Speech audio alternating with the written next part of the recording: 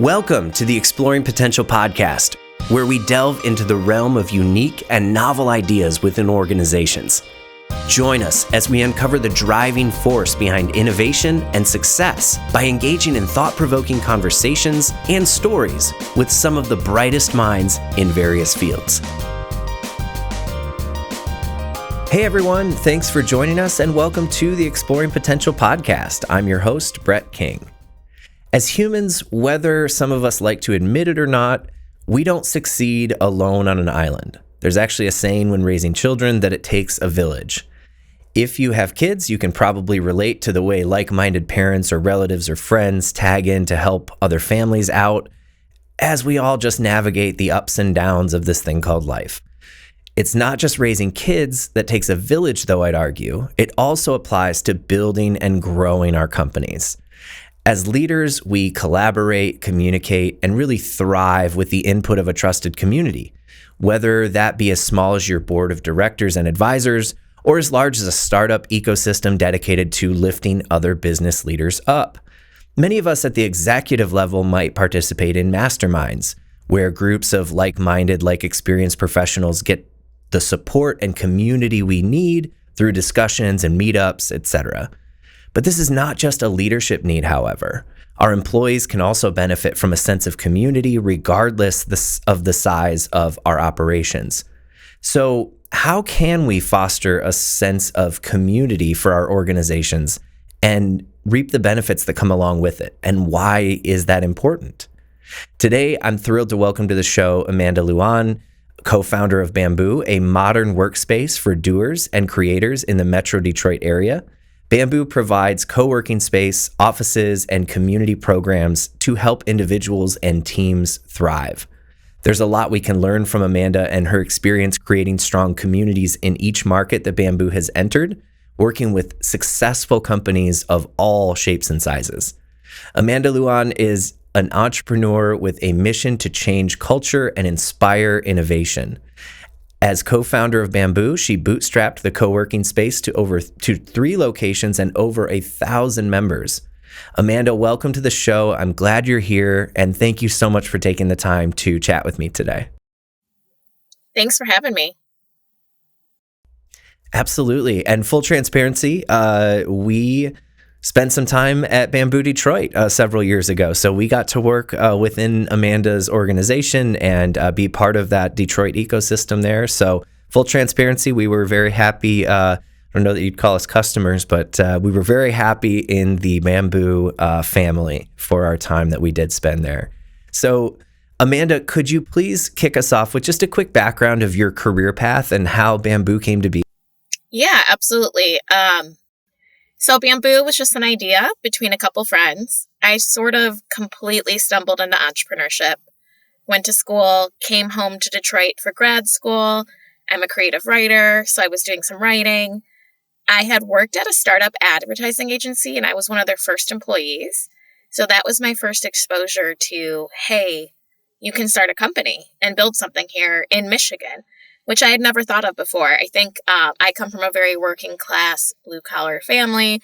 Brett, I'm sure as you know, like the auto industry was kind of for years, you just work somewhere your whole life and that's it.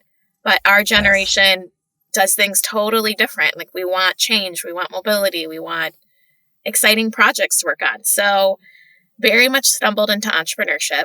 At the time, a couple friends and I got together. There was a lot happening in downtown Detroit, like a lot of events. Dan Gilbert had just moved his companies down, but there really wasn't like a go-to meeting place or hub. And so we wanted to create a place that was accessible and open for all to come participate in the ecosystem. So when we started, it was 2,000 square feet above a Bales bond and below a music studio. There was no sign. You could not find us. You just kind of had to know. And we had literally the leanest budget. We just did pizza, beer, and had interesting speakers come in. And I think what I realized was I had this innate ability to bring people together and build community, and co-working works as a channel for that. And so since then, that was about 10 years ago, we've just kind of slowly kept evolving our model, as most entrepreneurs do. You know, the pandemic threw a wrench in a lot of plans. survived that and pivoted and changed some more. And now we're really focused on growing Michigan's diverse startup and small business community. I love that. And you put it so perfectly. I came from the same type of family, raised by teachers, where it was you get a job, you put money in your retirement, and at a certain age you retire, and you kind of go from there. And so it sounds like you and I are very much in alignment with where we came from, and sort of came with some different ideas when it came to entrepreneurship and being ready to build something. Obviously, we're familiar, or our team is, with how Bamboo works, but I'd love to, for our audience, could you just tell us a little bit more about, how Bamboo works? How would you get started with it? What does it come with? How does it look when somebody comes and works at a Bamboo location? Yeah, absolutely. Co-working is kind of like having a gym membership, actually. You sign up for whatever level of access you want, and then you get to come in and use the space however often you need it. A lot of people use us for virtual offices. So maybe you just need a mailbox. Maybe you just want to start testing out should you open in Detroit or Ann Arbor or Royal Oak, our 3 locations right now. Or maybe you just want to come use the networking. So a lot of people get a virtual membership just to participate in that network of people. Or co-working, or a desk, or an office. Private offices are very popular, actually. As Brett, you had a Detroit presence for a while as you were growing your team here in Detroit. And even now, post-pandemic, they're even more attractive for companies. Often they're downsizing. They don't want to sign a 5-year lease. They don't want to pay for construction. Or if you're a startup or small business, it's kind of risky to do those things. Like, when do you do that? Right. And do you need it if people are more hybrid and remote than they were before? So a lot of people will get a small private office. That way they have that balance of privacy, but get to access all these other community amenities like cafes and lounges and phone booths or recording spaces. So yeah, it's a great place to just, very flexibly get some work done, have a third creative space outside of your house, and be a part of a community or a network. And Brett, as you know, if you value community, the more you participate, the more you get from it. So sure, Yes. There's some people who just come, they get to work, they don't really go to the events, and that's totally fine. But those who show up, who participate, who give, who make an effort to meet another member and get coffee, they're going to find business relationships from that, or hiring talent from other members, or partnering and going after contracts together. Or often we see people find their first co-founder or investor or big customer. And those are things that jumpstart your business. So Right. I think it's the value is kind of twofold, affordable real estate, accessible space, and then also that community perk of thriving and collaborating together. Love that. And yeah, can speak to, as a testimonial, how valuable that it really is. Let's dig in a bit more to that community aspect, because, that's, I think, one of the more significant aspects to all of this. All of those things are benefits for companies to come in and use Bamboo. But, really, we're here to talk about community. How does community play into the work that you're doing at Bamboo? And I know you started to go into some of those, but I would love to hear more on just, what is it that you're doing and why are you doing it? Why is building communities so important, and how does it look at Bamboo? Yeah. For me, it's always been my personality. I've always been the person that brought people together, introduced them. We have members who've literally met their lifelong husband, wife, partner through Bamboo. And that's just really fun for me. And I think it's a way to make a positive impact in the world and change culture. So the more inclusive we can be, the more accessible, the more people have opportunities to not just go work in one industry your whole life, but make career changes or try something new or launch a new product. And that's what's really exciting for me, and long-term maybe helps diversify our economy in the state of Michigan, which is still changing. When it comes to building community, I think of community as the words common unity put together. So finding common ground. And so whether you are building a brand that wants to have a community, or you're a company, leaning into that common ground, those values or those common connections are really helpful for building like a sense of community together. A few other things that we think of when we think of community, it's really built on connections. So as much one-on-one connections you can build within a larger community or organization is going to be super impactful. And at Bamboo, we do that through our team at the front desk. They're constantly making intros to people. They're listening all the time. So if Brett was here and came in and said, Amanda, I really need help with X, they know somebody in this 1,000-person community that can do it, or that knows someone that can do that and help you. And as a smaller team or company, like, you can't do it alone. Like you were saying, you need access to other support. In a bigger organization, that could look totally different based on your values and your goals. It could be, creating a mentorship program, or investing in talent development, or creating, if you're virtual or hybrid, more of those one-on-one relationships, which I think are harder to do the more virtual you are or the larger you are, right? And then another thing we really think about is consistency. In order to build community, it has to be consistent. It has to be easy for people to participate. And we like to say we co-create together. So for example, one thing we do in Detroit, which has a heavier like tech community, we do something called Tech Tuesdays. Every Tuesday you can come in and co-work for free. And you can come to an office hours at noon, and you can stay and join a tech meetup, which is really helpful for people working in tech, working on tech startups or products. They get to connect with an angel investor or a product expert. So it tends to be, something easy. You can remember it. You know how to participate. You know where it's at. That could be virtual too for your company, but whatever you do, thinking about how it plays into your values, how it creates one-on-one connections, and how it can be really consistent and easy for others to participate.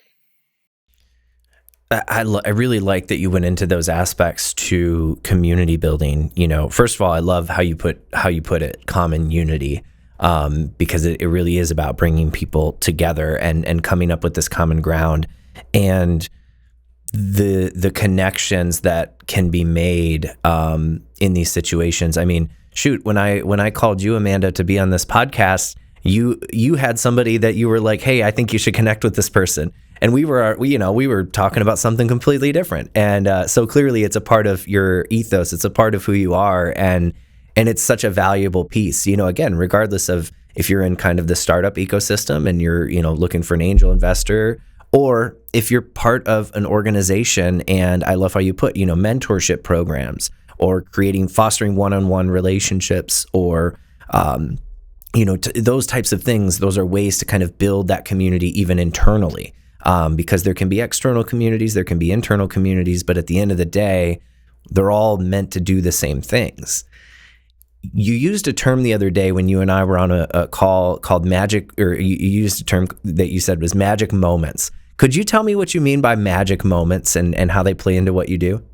Yeah. And so I kind of like referenced it a little earlier. It's when you build a relationship that sets the company trajectory in a totally different direction.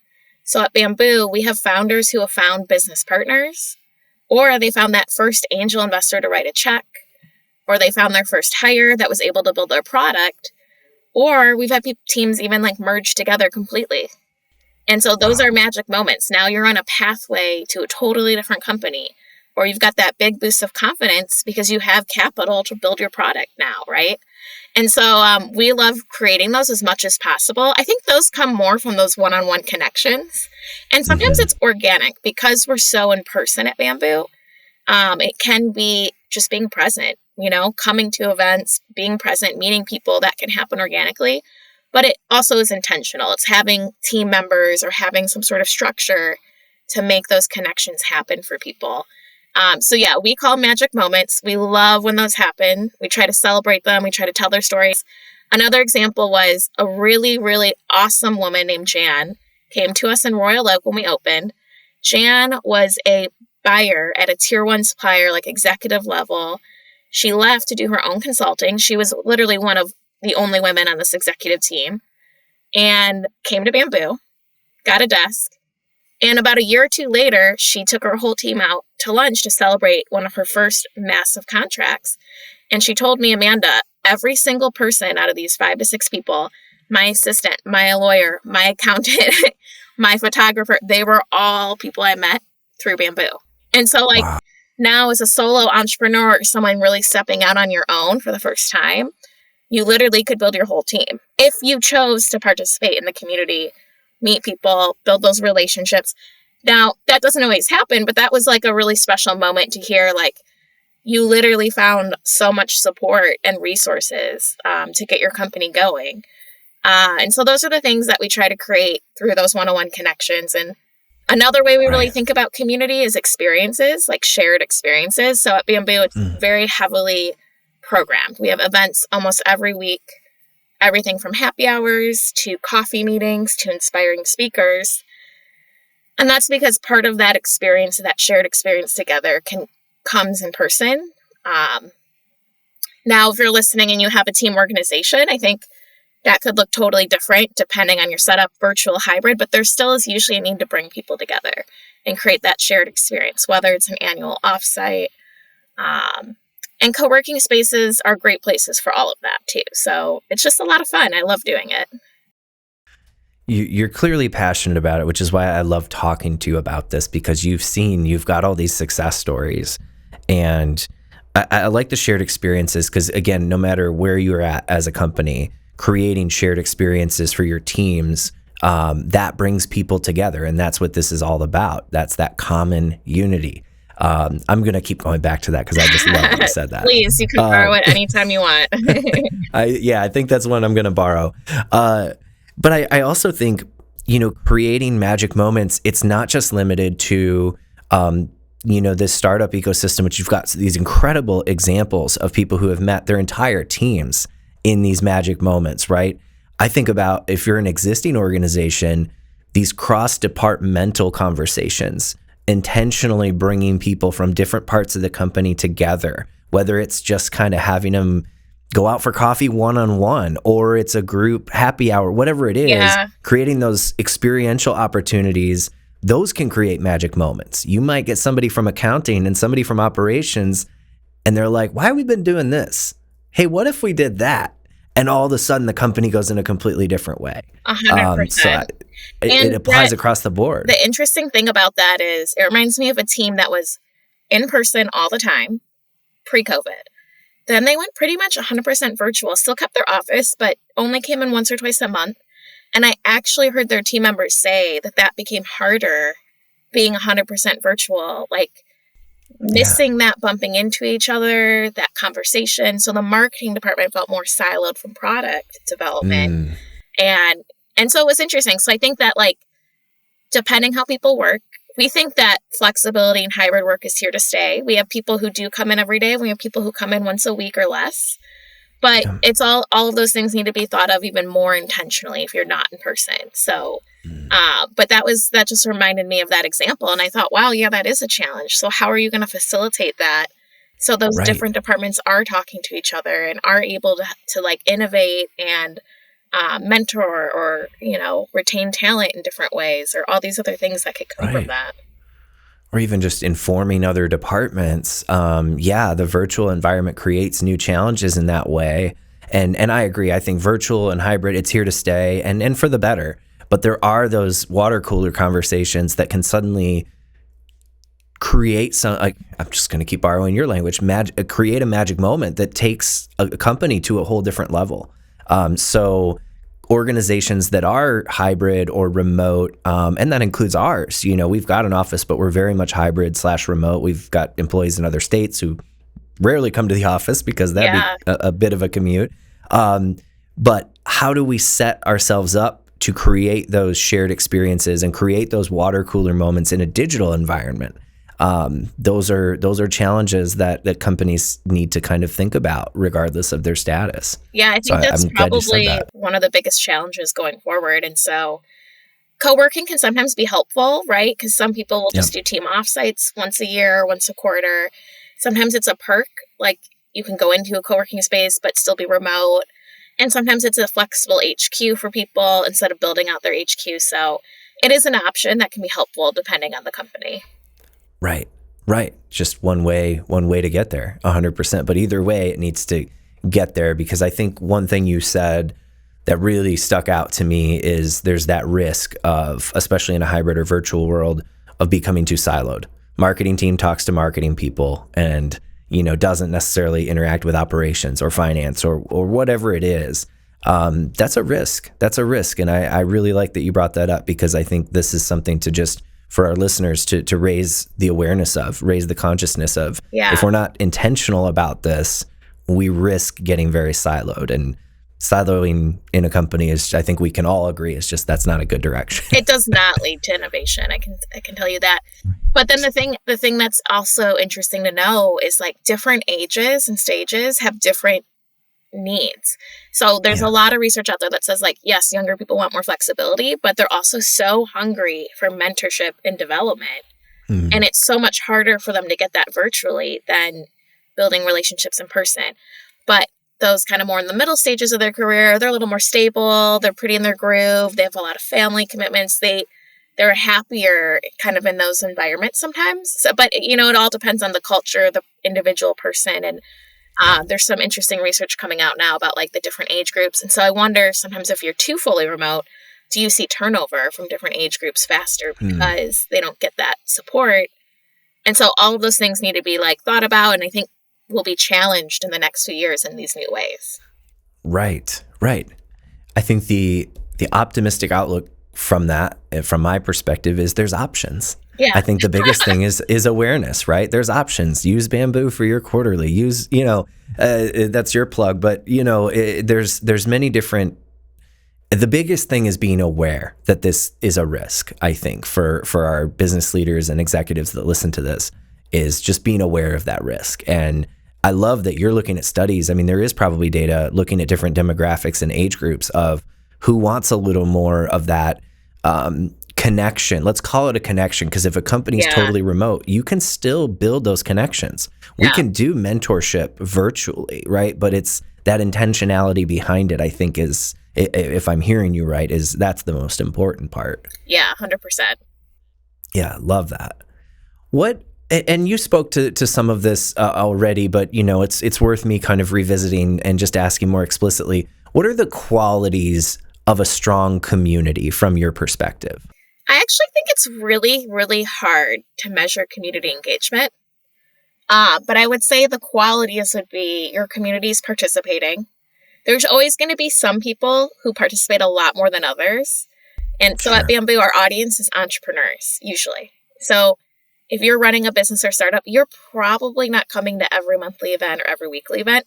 But if we see you once a year outside of your normal workflow, like that's a success for us, right?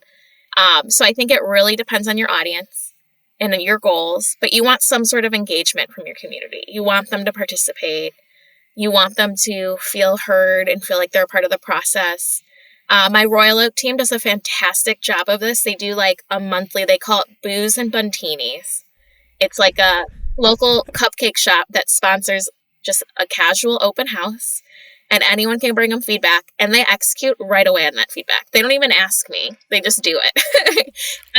It's usually really small things like, I couldn't find the stapler. Where is it? Can there be more of that? Or can we hear more stories about members?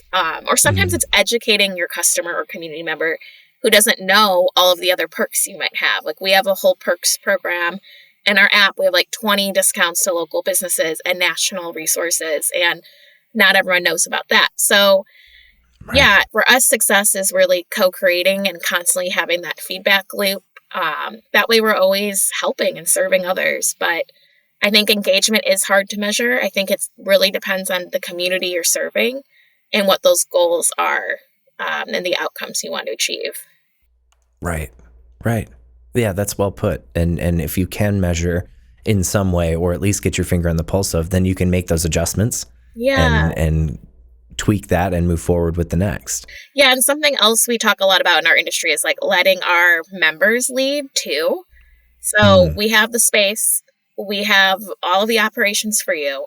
Can we partner on a special series? Can we promote something for you? Like, how can we make it uplift our people more so they're actually building the community with us?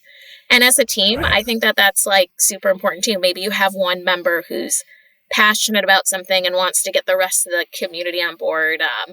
And so like looking for those more engaged team members and leaders and then giving them resources and support to help build with you. I think that's really effective too. I love that because that's empowering. Again, regardless of the size of the organization, that's empowering your people. And then to go back to what's now becoming quickly my favorite phrase is more opportunity for those magic moments. To hear somebody that's really passionate about one area and then create an experience where there becomes this audience for that, whether it's an internal or you're at a Bamboo and you're talking external, right? That is a catalyst for a magic moment. That's a catalyst for something new to kind of come from that effort. And I think that's something that regardless of a company's status could really get behind and benefit from. Yeah, totally. And so like a couple times we have series at Bamboo's, like Tech Tuesdays was brought to us by a member who has a technology platform who wanted to support the tech community, plain sight. And so we partnered with them to help coordinate and promote a lot of the events. We have Flow Fridays from Flow Video, who, in Detroit is a marketing company that does video work. So they bring together the whole creative and film industry every Friday at the end of the month. We have a member, Brenda Williams, who is fantastic. She's so great, and she supports women leaders, like often running nonprofits or building companies, and she does like a very intimate series for them. And so those are just some of the experiences and partnerships we do with our members that we love doing, and it helps build the community in all these different ways. Oh, that's excellent. That's excellent. So, and this about myself and about Exploring Potential, that we're huge on company culture. That's so significant to us. What does a sense of community do from your perspective for company culture? Yeah, for our team. Yeah, for whatever team, you're a part of, having this sense of community. Let's say we're part of an organization or part of an ecosystem that creates these shared experiences. What does that do for the culture of that organization or groups of organizations in your case, right? How does that sense of community impact the company culture in a positive way? I think it's like a lot of different things. So we have a member that moved into Royal Oak a few months ago, and his team members are younger, and he felt like he would do better in an environment like Bamboo because we're so social and have so many events and activities. And so it's almost like it's a smaller company leaning on us for your outsourced like engagement and community events. It just really depends on the company, but I think it keeps people really excited. It keeps them inspired, engaged. It can help build more collaboration between people. I think that was a harder one for me to answer because it just depends on each individual company's goals.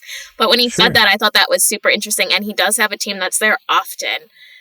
And so the perks of that fun, collaborative environment where there's happy hours and TED Talks on Tuesdays with free popcorn and just fun things that help bring people together was what that company valued and wanted to be a part of. Right. And I would argue that's something important for each culture, is bringing people together. When we talked about it earlier, but breaking down silos.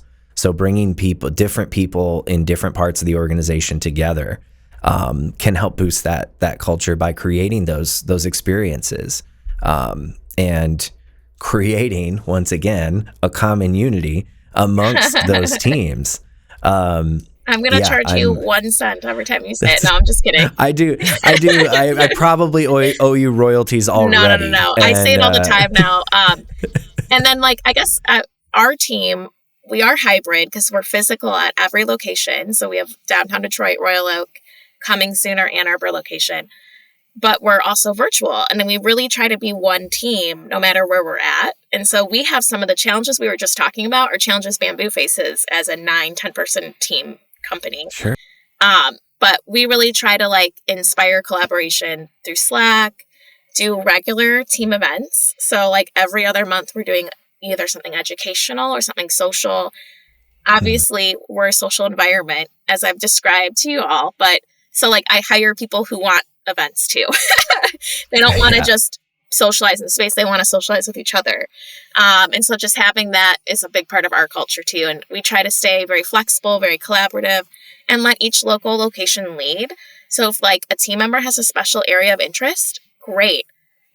As long as members are interested in that too, go run with it. So we have a team member in Royal Oak, Allie, who's doing anti-seasonal depression programming. She's not telling members it's that, but that's her goal, is to make members feel really cozy and warm and invited when it starts to get gray out in Michigan in November, December, January.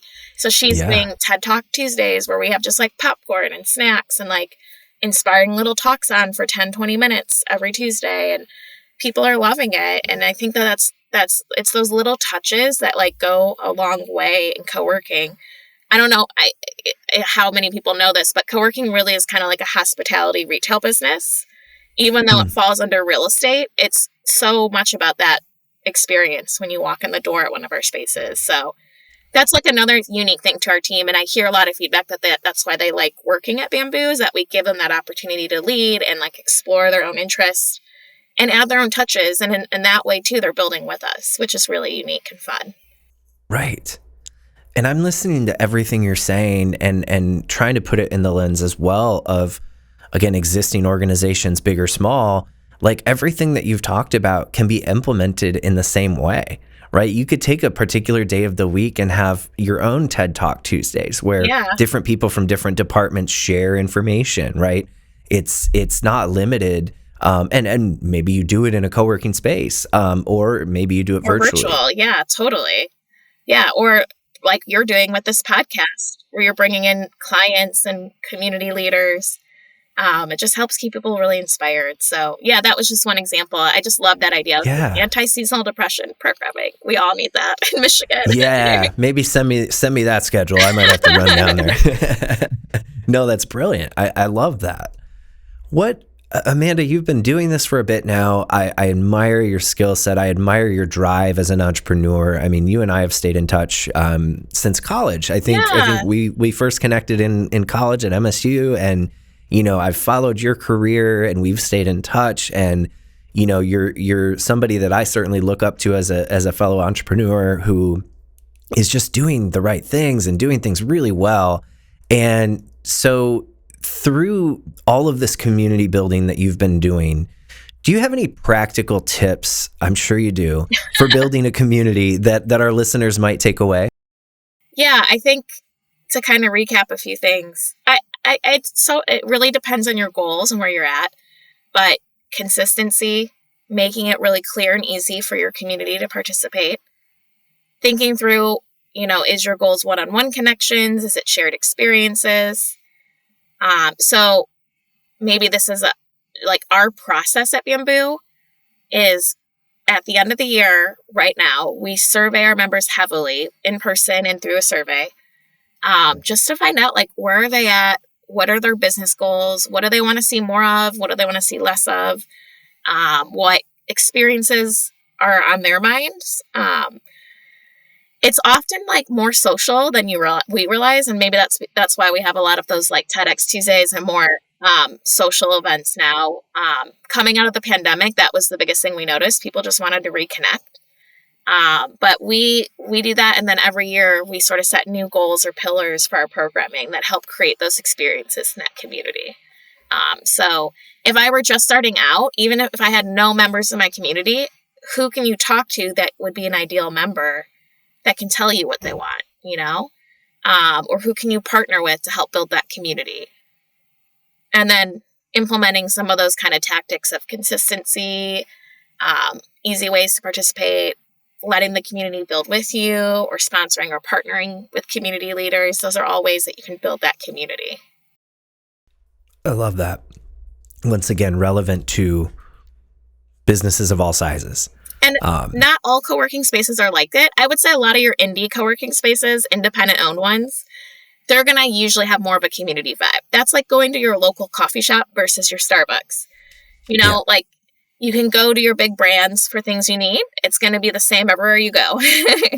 You can find those unique third places that are going to be unique to that community. And that's what you're going to experience at a Bamboo or another independent space than a big box Right. one. And that conversation is really going on in my industry right now because we have some like national co-working spaces that have been, in documentaries, and like their models maybe have or have not worked, but it can work. It just works in different ways. And so if one thing came from this podcast, that's besides community building, maybe you now know about co-working, and maybe you now know that there's probably an independent co-working space that's just as great that you can check out. That's not necessarily always going to be that big box brand that you see everywhere or on the news everywhere. And you've spoken well to the benefits of utilizing that.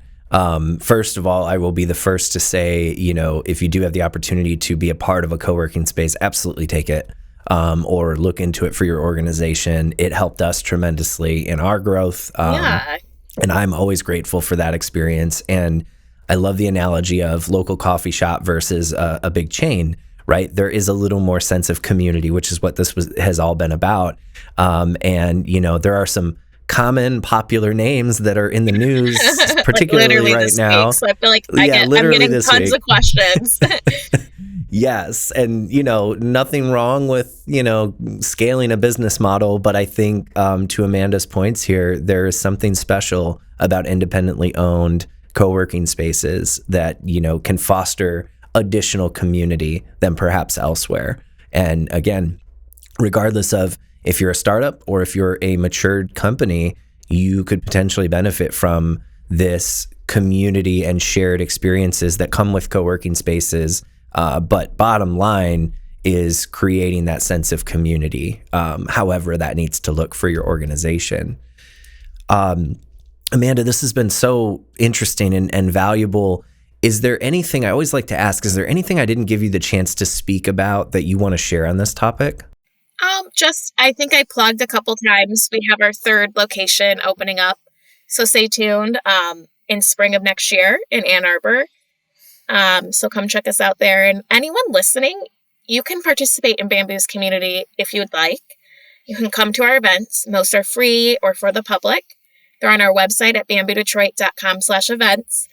And, maybe you're not fully in person, or you travel, or you don't know if you need co-working, but you want to take advantage of being a part of a network. You can be a virtual member. Use us for your mail, your suite address, or just come participate in our virtual community and our in-person community. So I think that's like a really cool hack most people don't know about. Like if you're just starting up, get a virtual office. Then you have an address outside of your house. You have a professional identity, and you have a network you can tap into. And it's usually very, very, very affordable. Ours start at $60 a month. So I think that's like a good life hack for people to know about. Yeah, I completely agree. Excuse me. In our time there, the investment was minimal compared to the value that we received being a part of that community and being a part of that ecosystem. So yeah, it's a very low risk, high reward type scenario. Oh, that's awesome to hear. And oftentimes we have members like you who also outgrow us or like move to locations where we're not there or build out their own spaces too. And that's a success. Like you used us as a launching pad for a couple years, got something from it that you needed and outgrew us. And it's that flexibility that helps people achieve those next milestones. And that's what we love to see. I think the other thing about that is, I personally still feel connected to the Bamboo community. And it's been a few years, since we've kind of moved out and built our own studio and built our own spaces and grown. But I think that's the other power of community, regardless of where it is or how it looks, is you feel a sense of belonging. And, I still feel that, again, I feel like, we knew each other prior, but at the same time, I felt very comfortable just picking up the phone and calling you right up. And I feel the same way about the connections that I made when I was at Bamboo, even though we're now a few years out. I love hearing that. That's so fantastic. It's funny. I had a young entrepreneur ask me once who was very interested in community building. Why do this? It sounds like so much work. It sounds like so much, but there is that like loyalty, or like we have people who've been members for years and years and years or outgrow us and still support us in all these different ways. And so there's all these other benefits that you just don't, see on the surface level. So, and it may not be for everyone listening, but if you do it, there are like those long-term benefits. Like you said, you're still connected to our brand. you'll still think of us and we'll still have a relationship because of that community focus. Exactly. That common unity has brought us together. There's another penny for you. Shoot. I'll take it. So, thank you so much, Amanda, for taking the time to speak with me today. It's always a pleasure getting to catch up with you. And this, I think, was such a powerful conversation. I'm going to attempt to kind of recap some of the prime takeaways. If I miss anything big, you make sure to correct me on it. But, when building a community, again, whether you're an existing large enterprise organization or you're just starting out, the important aspects to keep in mind are that consistency, make it easy for people to participate. Think about your goals. So, is it one-on-one connections, or is it these greater shared experiences like happy hours, the TED Talk, Tuesdays, things like that? How might you want to eventize these community efforts? And then something else I heard you say that I think can't be understated is listening to your people, whether it's surveys or whatever it is, but getting that feedback so that you get their buy-in moving forward. So not just getting that feedback, but actually taking it and doing something with it will also help to increase that participation. How was that as a recap, Amanda? Keep me in check on this. What would you add? Perfect. I don't think I'd add anything. I think that was great. Well, it came straight from you, so all the credit goes to you. Well, thank you, Amanda, once again for taking the time today. This has been an absolute pleasure. I also want to take a moment to thank our listeners and our viewers for tuning in. Don't forget to please like and subscribe if you're getting value from this content here at the Exploring Potential podcast. You can subscribe on Apple, Spotify, or wherever it is that you get your podcasts. Please give us a rating and a review while you're there. And just a reminder, you can also watch, like, and subscribe on YouTube. So please also visit exploringpotential.com for more information about the work our team does. And thank you all so much. We'll see you on the next episode.